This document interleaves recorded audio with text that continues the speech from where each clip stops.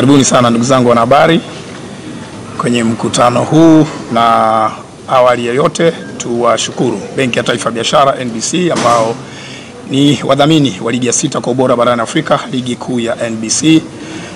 Lakini pia shirika la utangazaji la taifa TBC ambao ni wadhamini wenye haki ya matangazo ya redio ambao wanatufikishia burudani ya ligi kuu ya NBC kupitia redio.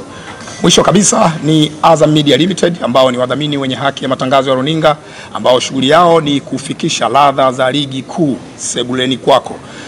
Hao wote ndio wanaotupa nguvu na kuelekea mchezo huu sasa.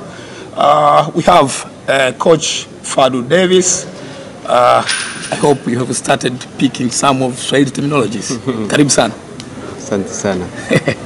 Now, to start this beautiful conversation with our fellow media, we just want to know how far have you reached in team preparation ahead of this Kariakoo derby? I think today we will have our first session with all the players back from international. So Kuala arrived yesterday late afternoon while we had our session already. Of course, we take the protocol very seriously in relation to 48 hours of recovery. So Kibu, Salim and our captain Muhammad Hussein only did a second day of a light training session yesterday, part of the recovery process, which we respect the national team and expect them to do the same after we play a match. So today will be our final session where we have everybody back, and our preparations will be complete after our final session. Thank you coach, na tunakaribisha maswali kwa mwalimu, na kama nilivyosema awali, kama una swali basi sogea hapa ili uweze kusikika vema. Karibu kwa swali la kwanza kwake coach Fadlu Davis. Yanga have not won the league 3 years in a row if they weren't a good side. They are a side that they've been together for 3 years now. They have won the league 3 times, so although we respect them, we have analyzed them in detail. We know exactly how they're going to approach the game. We have analyzed all their matches so far, gone to a deep, thorough preparation plan in how we're going to approach the match. And form, history, everything goes out the window when it comes to a big game like this. It's a derby. It's the best team that will win on the day, and we have to stick to our plan. We have to stick to our strategy. We have to stick to how we want to approach the match. Although it's going to be a tough match, we respect them as a team, but we have to put our chest out and put our dominance on the match, because we are a big club as well. We are Simba Sports Club, and although we're only 15 weeks into our project, there's so much more potential to come out of our squad, and we build every day to realize that potential. Asante. Swali la pili kwake coach. Thank you. Coach, we are having a break for some of the players went for their national team. Does that disturb you in one way or another to prepare a team for that? I think it's part of the process, because Yanga had internationals away as well, so both teams faced a similar type of situation. It's your preparation, it's your pre-season, it's how you build and how you put the principles in. There are always some slight tweaks in relation to your game plan. Do you want to attack on the left more? Do you want to overload the right? Do you want to play through the center? Where are you going to press the opponent? Where are you going to drop the line or push the line up, line of confrontation in terms of a defensive aspect? But these are the details that you do as a coach in every match. You don't have your players, but these days with technology, with putting in these principles before, it's easy to say, to give these internationals that were away, to put them up to date in what you've been doing for the last 2 weeks. So it's quite easy to give them the information, and the game plan, the tactical plan, the approach will be on the pitch, and once the whistle blows, the 90 minutes starts and we'll be ready. Swali la tatu. Yes. Takuja kwako. Karibu sana. Uliza kwa Kiswahili. Coach, you've had a very good start to your tenure as the Simba coach. Does that give you a sense that this is a league that you can win? And going into tomorrow's game, do you get the sense that this is a game that I need to win if I'm going to win the league title? Yeah, it's an important match because both teams are vying for that top spot, and of course you always talk about these matches being like 6 pointers. So it's a match that will be significant in terms of the league race, but it won't decide the league race. There are still so many matches left after this, but we know how important this match is. Not only because of the past, or let's say last season, the immediate past, us dropping 6 points, but we know the significance of this match and how it will impact. But of course, it's just another match of 90 minutes, and we can't put overemphasis on the match in relation to our players, because a lot of them are new to this derby. A lot of them don't know really what to expect, although they face them in the Community Shield. This is the one that counts. This is the one that where the league title will have a significant impact. But we approach the match as normal. We will be hyped up, we will be ready, and once the 90 minutes start, that's when you'll see the dynamics of the match. Ya, swali la tatu hilo limetoka kwa mwanahabari mwenzetu kutoka South Africa, akiwakilisha wanahabari kadhaa ambao wametoka nje ya Tanzania kwa ajili ya kufanya coverage kwenye mchezo huu wa dabi ya Kariakoo. Swali la 4, karibu sana. Naitwa Petro Mzigu, nawakilisha wanahabari kutoka Tanzania.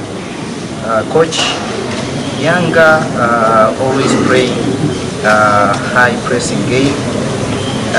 Prior to that, they are yet to concede a goal in a league. How you prepared to handle that situation facing a team that is so well in terms of tactical approach? Now, if you look at the match we faced them in the Community Shield, they were not high pressing. They sat back against us. So sometimes as a coach you probably plan to high press, and maybe the opponent's structure doesn't give you the possibility to high press, and probably that's the reason why they did not press us high in the last match we played.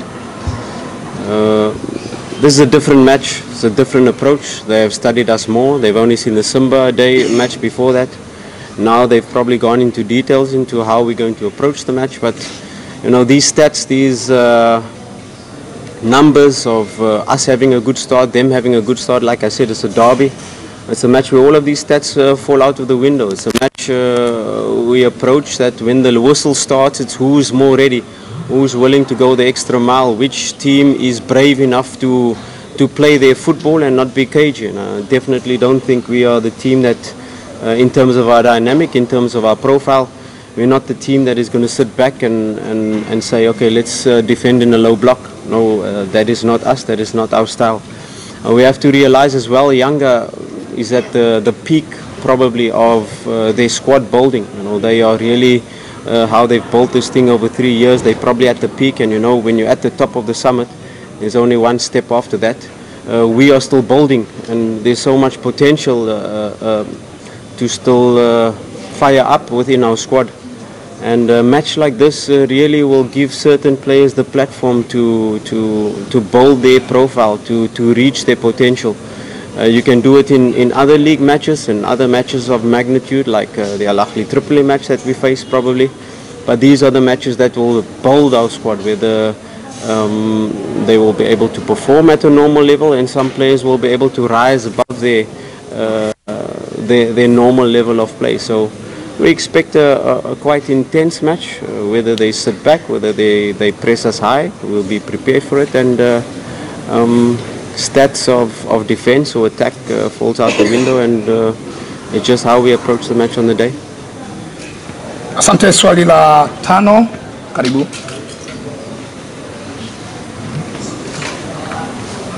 My name is Dixon Masanja from Makavu. Coach, the side has lost 3 previous derbies. Does this create fear or pressure for following tomorrow's match? No, I think I've answered that question before, that history does not play a part in the match when we start the match, because If you can say our team is affected by that, we've got a whole new squad. If you take the starting lineup of the last seasons, we've got a whole new squad this season. We've got Shaba, Kapombe, that is seasoned professionals, Yasin that has been playing as well from the last season. The rest of the players are new to the derby, as not affected by the past. Of course, it's our job as a technical team to educate them into what's been happening in the recent years, or what's been happening in the previous derbies. But like I said, it does not play a significant role. We have a new team, we have a new squad, we have a dynamic squad, and once the whistle starts, it will be a completely different game to the last derbies. We always do it as a coach to prepare scenarios. What do you do if you go a goal up? What do you do if you go a goal behind? What do you do perhaps if you have 10 men? What do you do when the opponent has a man sent off? And a huge compliment to my team in the second leg of Al Ahly Tripoli. It's a similar match of magnitude. We are about to qualify for group stage, and you go a goal down against Al Ahly Tripoli, and now you have to score 2 goals in relation to the away goal. So these scenarios are well drilled into our team, what to do in certain scenarios, in certain circumstances. So we are well prepared for the match. We don't know how it's going to start. The opponent comes with a plan, we come with a plan, and which team is able to dominate and enforce their plan onto the opponent and make them change. So that is the key to the start of the match, and of course as the match starts we will be able to manage the game from there. But we are prepared for all scenarios, all circumstances. Of course, we know Yanga have changed their lineup constantly. They've changed formation in different matches, so we are well prepared and we know what to expect in different scenarios. Tumejiandaa vizuri na asilimia wachezaji wote waliosajiliwa katika kikosi cha Simba wako vizuri, kwa hiyo tumejiandaa vizuri kwa mchezo wetu wa kesho. Asante Awesu, na sasa ni wakati wako kujibu maswali matano kutoka kwa wanahabari. Karibuni kwa swali la kwanza. Sogea hapa karibu ili uweze kusikika na wale ambao wanatushuhudia kupitia Azam Media Limited. Naitwa Hassan Hamza kutoka Kawabi Media. Wapinzani wenu kwa asilimia kubwa wako bora sana naona katikati, kwa kutengeneza nafasi zao kwa katikati ili kupata magoli. Je, kama kiungo umefanyia kazi kiasi gani swala hili na kuhakikisha kuwa mechi ya kesho imepata matokeo chanya dhidi yao? Nadhani hilo ni jukumu la mwalimu na ameliona, nadhani kwa kama ameliona, siongelee viungo, timu kama timu, kwa sababu mwisho wa siku ni timu kwa ujumla. Timu kama timu tumejiandaa vizuri na kila sehemu tumeifanyia kazi, kwa hivyo. Asante kwa majibu ya swali la kwanza, na sasa nikaribisha swali la pili. Okay. Awesu, mnakuwa kwenye mchezo mkubwa wa dabi. Mnapoelekea kwenye mchezo kama huu, kuna pressure yoyote ya wachezaji kwa mnaipata kuelekea mchezo huu tofauti na mchezo mwingine? Lakini pia kitu gani ambacho wachezaji mnakizungumza zaidi hasa mnapoelekea kwenye mchezo wa dabi? Kuelekea kwenye mchezo wote, timu yoyote ambayo inataka ubingwa lazima pressure iwepo, kwa sababu haitaki kupoteza. Kwa sio mechi ya kesho tu, mechi zote tunaanza kukaa, tunaongea wenyewe kwa wenyewe, tunahamasishana kuelekea katika michezo yetu inofuata, kwa haswa mchezo huu ambao tunaenda kukutana nao kesho. Kwa kila mtu anajua umuhimu wa mchezo wa kesho ambao tunaenda kukutana nao. Asante. Swali la tatu. Naitwa James Ebo. Awesu, nadhani itakuwa ni dabi yako ya pili overall. Unakwenda kucheza dhidi ya Yanga. Kama wachezaji wako, ukifuatilia rekodi ya nyuma, Simba imekuwa hana matokeo mazuri kwa siku za karibuni. Kama nyinyi wachezaji wapya wewe binafsi, kitu gani ambacho unazungumza kwenye nafsi yako kuelekea kwenye mchezo? Je, inakujengea pressure kwa sababu kuna wachezaji wengi ambao wamepita Simba, wameshindwa kwenye michezo hii mitano kumpita Yanga? Dabi yangu ya kwanza. Dabi ya kwanza. Ya kwanza. Community shield. Jibu dabi yako ya kwanza, tuendelee. Dabi yangu ya kwanza. mchezo kama huu kwa mchezaji yoyote ambaye anataka kuwa mkubwa lazima kwanza afurahie kucheza mchezo kama huu, na huwezi kuwa mkubwa kama hujakutana na michezo mikubwa kama hivi. Kwa mimi kama mimi binafsi yangu nitafurahi sana na nitapenda sana kucheza mchezo wangu wa kesho, kwa sababu nataka kujua joto la mchezo wa kesho. Asante Awesu. Swali la 4 la tano Awesu kasikia hapa, hili ni swali la 5. Swali la 5, karibu.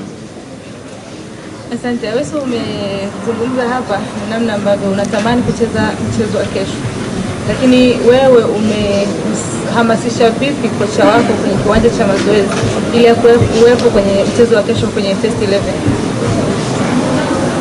Kila mchezo namhamasisha, na ndio maana anakuwa nipo kwenye 18 kwa sababu tumesajiliwa wachezaji wengi. Alafu ukiachia mechi ziloisha, hii mechi kila mchezaji anataka acheze, kusema la ukweli. Yaani mchezaji yoyote ambaye amesajiliwa na Simba, mchezo wa kesho anatamani sana kucheza. Sio peke yangu ninasema hivi. Kila mtu anataka kucheza. Kwa mazoezini anaona mwalimu kitu gani ambacho yeye anataka kukiandaa, na anajua mtu gani ambaye anataka kumtumia katika mchezo wa kesho. Naweza kutamani vile vile, lakini mwalimu nisiwepo katika pati yake kwa kucheza. Kwa hiyo chochote kinaweza kutokea. Sawa, Awesu anakaribisha swali la nyongeza ama la bonus. Alikuwa hajauliza. Ambaye hajauliza. Kuna ambaye hajauliza swali hapa na anatamani kuuliza swali. Karibu. Awesu, katika mchezo wa dabi kuna wachezaji ambao ndio mchezo ambao huwa wanaanza kuimbwa kuanzia hapo, lakini ndio mchezo ambao kuna baadhi ya wachezaji huwa wanaanza kutengeneza taswira mbaya kuanzia hapo. Kwa upande wako wewe, umejiandaa vipi kisaikolojia katika mchezo wa kesho ikitokea kimoja hapo katika hiyo ambayo mimi kama mimi nimejiandaa vizuri kwanza, alafu hakuna mchezaji yoyote ambaye anaenda kwenye mchezo anasema anaenda kushindwa. Kwa hiyo kila mtu anajiandaa vizuri ili akashinde huo mchezo. Mimi binafsi chochote ambacho nitakutana nacho nitatoa kile kitu ambacho niko nacho. Kwa hiyo Mwenyezi Mungu akijalia siku yangu ikiwa nzuri nitafurahi zaidi, siku yangu ikiwa mbaya nitajirekebisha ili kuelekea michezo mingine.